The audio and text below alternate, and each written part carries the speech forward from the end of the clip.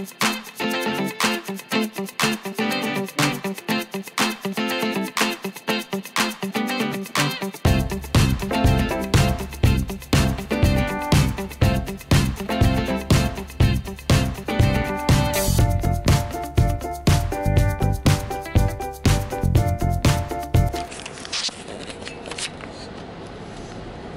is really weird. This is the third time today that I have tried to do a vlog. The first one I did it on Super Zoom instead of on the correct one. The second one, for some reason, just failed. And this is my third attempt. Let's hope that it works. I was talking about the fact that I've just come away from the leadership conference for the young people. And they've been busy doing some exercises that really sort of push their creativity quite a bit. And we've heard some incredible people speaking, one of whom was talking about the different models of leadership and how really it's time for us to get away from the old school model of leaders. And she did a really big, interesting exercise. She had everybody write down who they're, who in the world, the famous person they consider a leader.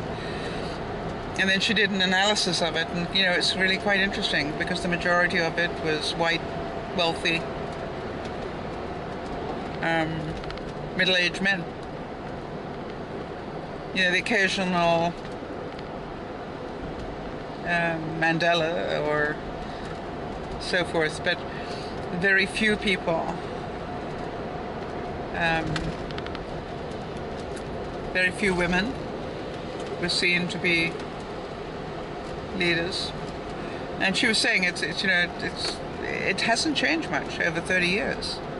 And yet we have so many incredible leaders in the world, many of whom are female and many of whom are of different ethnic backgrounds. So it was an interesting talk. Enjoyed it. So I'm gonna go and do some shopping because it's past time that I did that. And if I don't do any, I will be very hungry next week. I realize that tomorrow I probably be very tired and pretty busy, so I might not have any time to do it. It's I think the end of the rain. You can sort of get a feeling that the rain is letting up now. It's been a very, very rainy weekend, very typically British Columbia in my view. But now it's letting up and it's getting to be quite a nice day, so that's really awesome.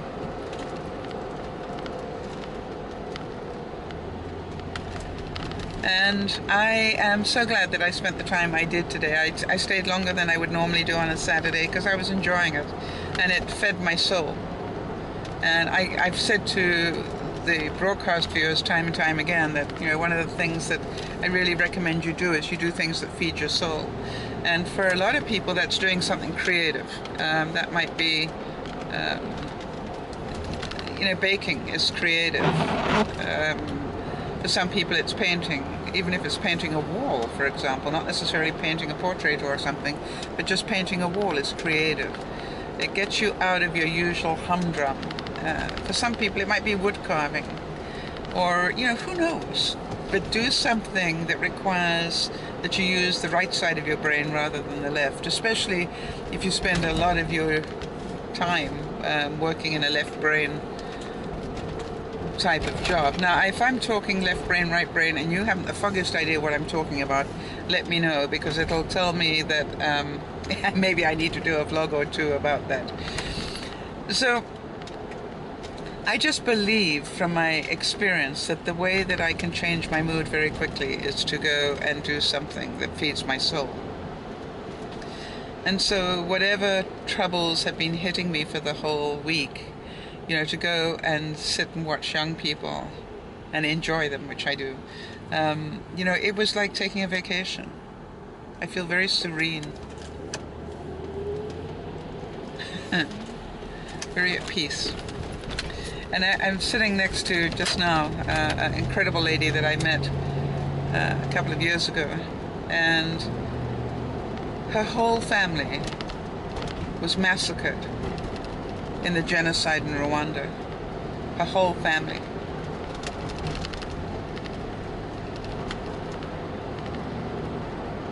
And this woman spends her life going back to Rwanda and doing good things for the people who committed that atrocity. And I sat next to her, and she knows me for being who I am, and I went, you know, you make me so sick, really. Because I just don't have that within me. I mean, I like to think I'm a good person, but oh my gosh, I don't know if I have that within me. And she surely does. And she was telling me that her goal, her next goal, is to go back and build a house for the man that physically murdered her father. She wants to go back, and that be her gift to him. So she is a much better person than I will ever be.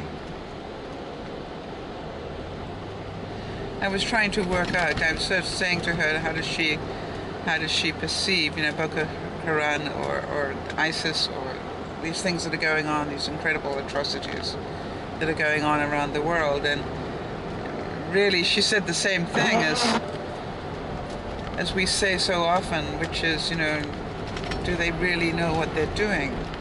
Do they know how barbaric it is, what they're doing?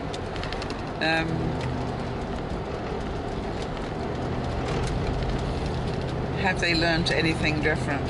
And it was just like, how do we stop that? Really, how do we stop it?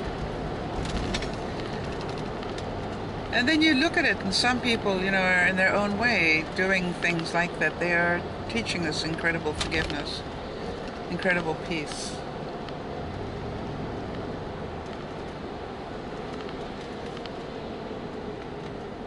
And I guess the answer is, if enough people can do it, we will change the world.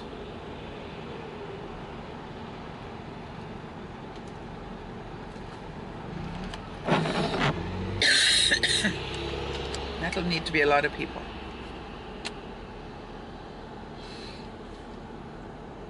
And I don't know how you teach somebody that.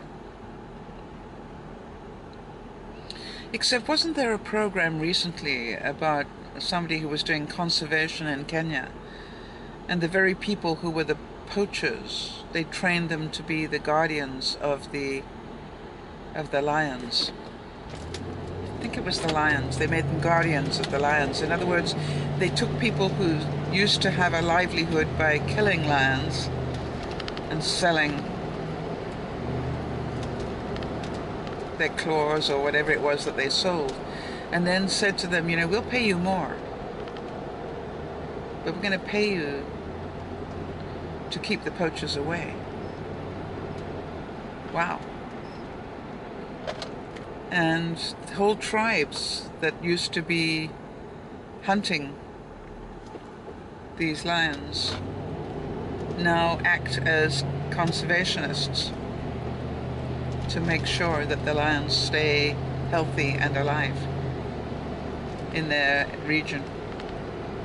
So it is possible to do.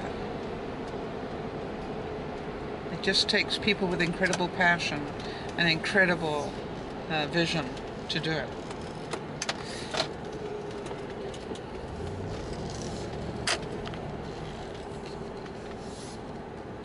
Okay, I'm in the parking lot now, so